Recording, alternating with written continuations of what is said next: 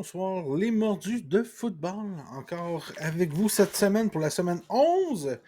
Francis, amicalement appelé Bump de GM dans Frankwell, le podcast hockey, qui aime aussi le football, qui a surtout plus joué au football qu'au hockey, mais un amateur de sport, un vrai. Euh, bon, on commençait la semaine passée. 8 en 14. On a vu pire, mais on a vu mieux aussi, hein, comme semaine. Cette semaine, encore une semaine passionnante au niveau de la NFL. Finalement, on se dit finalement un match-up, un, un, ouais, un match-up high profile, quelque chose de haut profil, qui a des bonnes équipes pour un jeu du soir. Bengals-Ravens, les Ravens et les Bengals qui ont tous les deux subi un revers la semaine dernière, des revers quand même surprises dans les deux cas. Euh, quel, euh, quel jeu de Sean Watson en fin de partie pour battre les Ravens. Et puis CJ Stroud, donc on s'est affronté deux corps arrière qui étaient en feu. Malheureusement, Watson est fini pour l'année du côté des Browns, ce qui va compliquer euh, leur ascension vers les sommets de cette division, la plus compétitive de la NFL, on va se le dire. Hein. L'équipe, la dernière de la division, c'est les Bengals de 5 et 4. Je crois qu'après le revers crève-cœur, même si on est à Baltimore, ça va être une bonne partie. Maintenant, les Ravens revers aussi. Est-ce que les Bengals sont capables de remonter la pente? On leur souhaite, mais on a quand même vu les Browns scorer 30 points. Je crois que quand l'attaque aérienne, les Ravens sont quand même un peu vulnérables. On l'a vu la semaine dernière. Quand un corps arrière peut bien faire les choses, maintenant, ça va être extrêmement serré. Tous les matchs de division comme ça, là, Steelers, Browns, Ravens, Bengals, extrêmement serré, toutes d'extrêmement bonnes équipes de football. Ça pourrait être la première fois de l'histoire du football qu'une division complète fait les séries.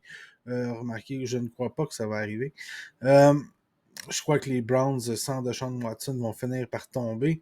Mais ils sont encore 6-3. Anyway, on ne va pas s'attarder trop là-dessus. Bengals-Ravens. Ravens dans un duel quand même serré, mais il y a beaucoup de points qui se marquent dans la game des Ravens. On va prendre les Ravens 28-24. Ça va être une bonne game de football. Pour une fois, là, sur un jeu du soir, on va avoir une bonne game. Ensuite, nos games de dimanche, Cowboys-Panthers, on ne s'attend pas à ça. Là. Les Cowboys, ça va être un massacre. Encore une fois, les Cowboys contre les mauvaises équipes sont absolument dominants. Contre les bonnes équipes, ça reste à voir. Mais contre les mauvaises équipes, sont absolument dominants. Donc, les Cowboys vont écraser les Panthers assez facilement. On a mis 49 points la semaine passée au compteur du côté des Cowboys. On va en mettre moins cette semaine, mais ça va être quand même une victoire facile. Là, je vais dire 28-10 des Cowboys sur les Panthers. Steelers-Browns, un match extrêmement intéressant. Pourquoi? Parce que les Browns vont starter une recrue cette semaine. Donnez-moi une seconde que je trouve le nom de notre petit garçon. Notre nouveau corps arrière du côté des Browns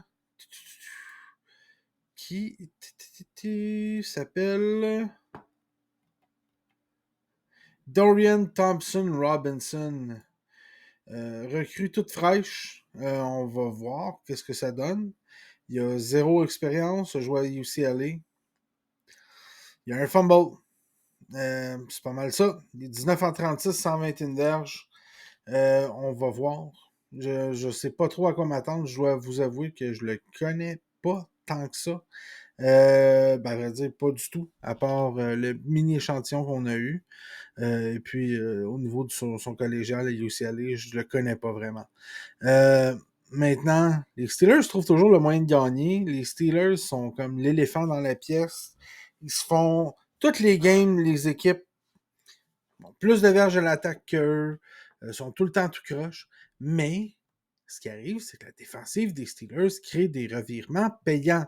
Soit qu'ils marquent avec une interception, soit qu'ils la ramènent proche de la zone des buts, puis qu'ils donnent des points. Mais la défensive des Steelers, TJ Watt, on espère que Minka Fitzpatrick sera là en fin de semaine, donne des points aux Steelers à toutes les semaines. Puis quand c'est pas un, c'est l'autre. Donc, je vais donner l'avantage aux Steelers, même si les Browns sont habitués aux matchs complètement fous et à les gagner. Ils ont fait ça contre. Ils ont fait ça contre les Colts, puis ils l'ont fait aussi contre ils l'ont fait contre les Colts, puis ils l'ont fait contre les Ravens, mais je crois pas qu'il y ait ce qu'il faut pour le faire contre la défensive des Steelers cette semaine. Sans corps arrière partant, prouvé dans la NFL, je pense que notre nouvel ami va se faire bouffer tout rond. Je vais donner les Steelers gagnants, mais pas dans une grosse game. Là. Ça va être misérable. Ça va être 17-14 Steelers. Bears, Lions, c'est à Détroit. Les Bears ont aucune chance. Même si c'est le grand retour tant attendu de Justin Fields. Ça va trop vite, ça va aller trop vite aux Lions. Le pass rush des Lions est trop bon. De plus qu'on aime mettre beaucoup de points au tableau du côté des Lions. Les Lions, assez facilement. On va dire 28-21 pour les Lions. Peut-être même 31-21. 31-21. Allez-y, 31-21. Chargers, Packers. Packers commettent beaucoup de revirements. La seule chose, c'est que c'est à Green Bay. C'est à Green Bay. Chargers, une équipe d'intérieur et de soleil dans le froid de Green Bay. Je me demande comment Justin Herbert et compagnie vont s'en remettre. On commence aussi à avoir de la misère du côté des receveurs des Chargers, là, avec Palmer et Williams qui n'est pas là, et Jackson qui n'est pas ce qu'on pensait qu'il serait jusqu'à là. Donc, on a de la misère à l'intégrer dans l'attaque, même si on marque beaucoup de points. Chargers ont encore perdu la semaine dernière, voyons voir. Mais je vais quand même. Les Packers sont pas assez bons, sont juste pas assez bons. On remarque que les Chargers ont une défense, c'est mauvais. Savez-vous quoi? Cette semaine, là, ça va être l'upset de la semaine, c'est ça qu'on va prendre. On va prendre les Packers sur les Chargers. Les Packers à domicile, les Chargers, la défense est trop mauvaise. On n'arrivera pas à contrer, à faire les gros jeux dans le froid, tout ça. Prenez une chance sur les Packers.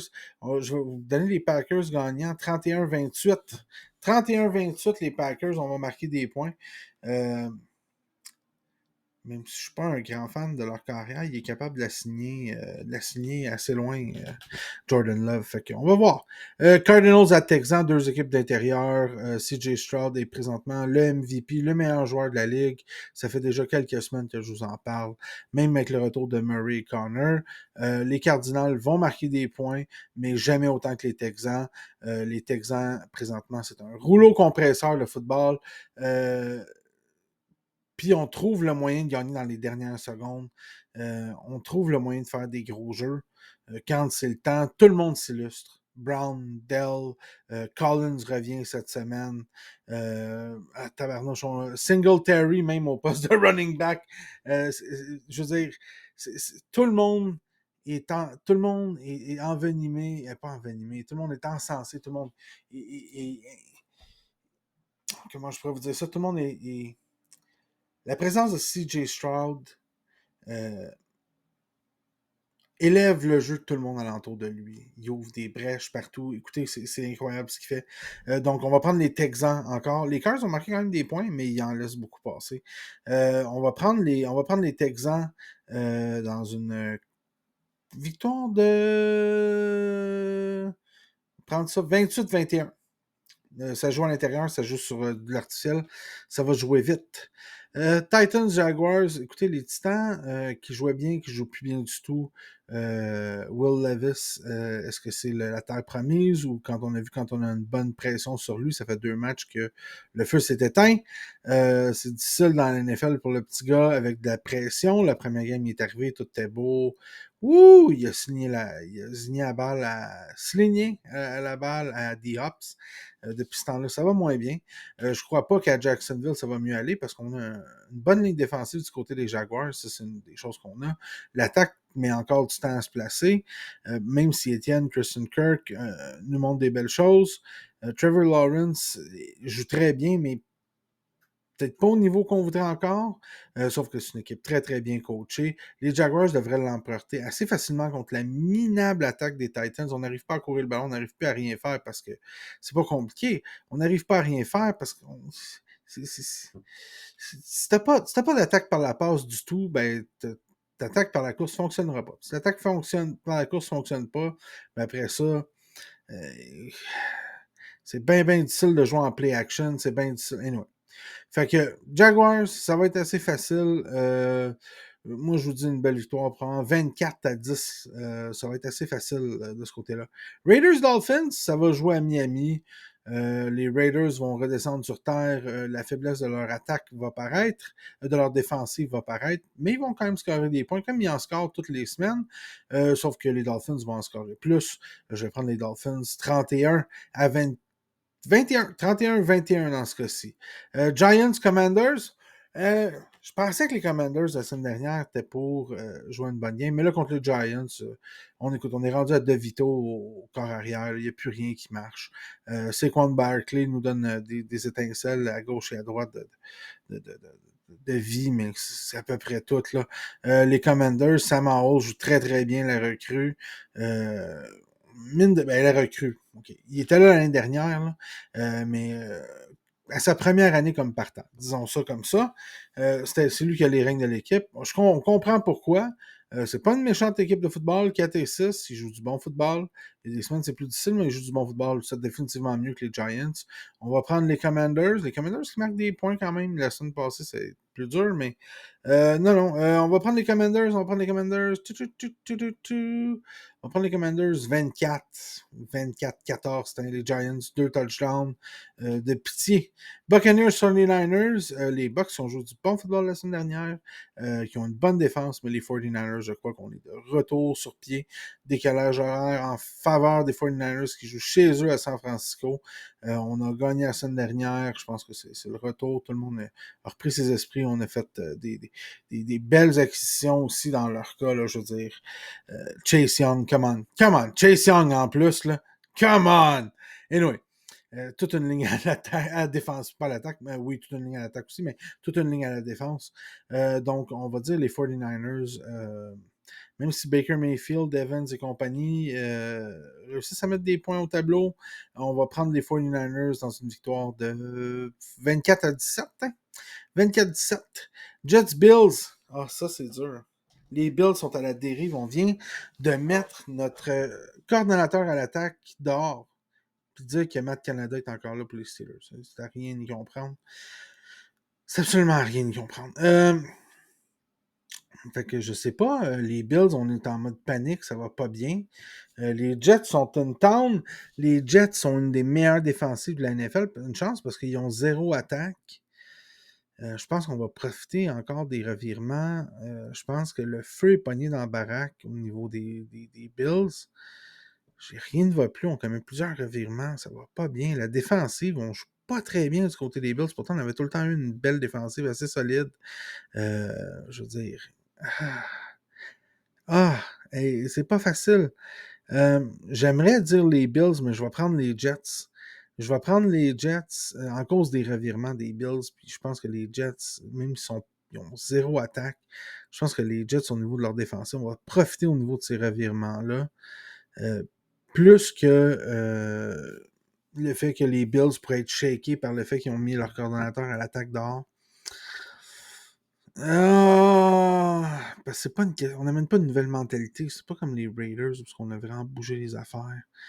Je pense que les Jets, au contraire, on croit en nous, on croit qu'on peut y arriver, on croit que si on se maintient dans la course avec Zach Wilson et puis que Aaron Rodgers devrait revenir bientôt, là, ça dit, on en parle, ça se dit, les Jets ont émis un communiqué comme quoi qu'il n'empêcherait pas de revenir quand il veut.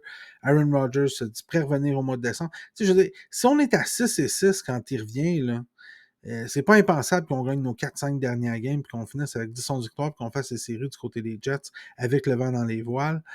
Je crois qu'on y croit du côté des Jets. Donc, je vais prendre les Jets 20-17. Une game très, très serrée, mais je pense qu'il va y avoir un pick six à quelque part là-dedans. Il va y avoir une interception retournée pour un touchdown. Maintenant, Seahawks Rams, deux équipes qui vont dans des directions opposées. Les Seahawks, on a bien gagné la semaine dernière, on est 6-3. Les Rams, on est 3-6. Les Rams, qui au début de l'année étaient mon équipe surprise, mais je pense que la blessure à Stafford leur a fait extrêmement mal. Ça a été extrêmement dur. On n'a pas réussi à gagner. Je pense que le moral est so-so. Mais on est à Los Angeles. Sauf qu'on était avec les Seahawks. Je crois que les Seahawks ont une équipe supérieure. Je crois que Tyler Lockett puis DK Metcalf, la rapidité. Pas du côté par contre, du côté des Rams, on a un très beau groupe de receveurs là, avec Cup, Tutu Atwell, notre ami Colin. Notre ami qui a établi les records en début de saison de la NFL pour les réceptions, tout ça. Hey, j'ai. Je sais que c'est. Écoutez, là, le nom m'échappe parce que je sais que c'est ah! Nakwa! Et voilà, Puka Nakwa! Je me dire, c'est un. Quelqu'un des îles Hawaii, si je ne me trompe pas. Puka Nakwa. Et voilà. Donc, on a un très beau groupe de receveurs de leur côté, mais je ne crois pas qu'on soit encore tout à fait là. On ne s'est pas encore remis. Mais je vais prendre les Seahawks. Pas dans une grosse, grosse victoire, mais on va dire 24-19. 24-19. Vikings Broncos. Ça, c'est weird parce que c'est deux équipes qui sont en pleine résurgence. Ils sortent. C'est deux équipes de froid, malgré que les Vikings jouent à l'intérieur. Les Broncos,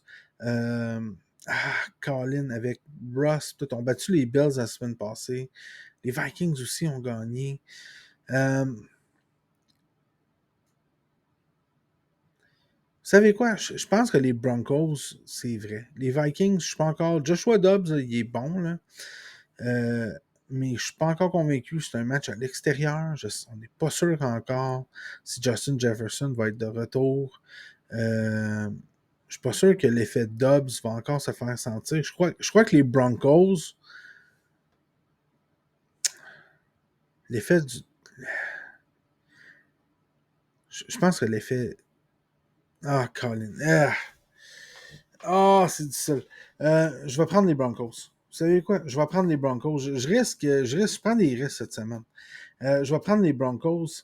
Puis je vais prendre les Broncos 28-24. 28-24. Ouais. On va prendre les Broncos. Puis finalement, un sommet. La bataille au sommet. La revanche du Super Bowl de l'année dernière. Chiefs Eagles. À Kansas City. Un autre game prime time incroyable. Ça va être le fun. Il y a des games le fun cette semaine au prime time. Ça va être le fun. Vikings, Broncos, regardez ça aussi, ça va être le fun. Eagles, Chiefs. Yeah.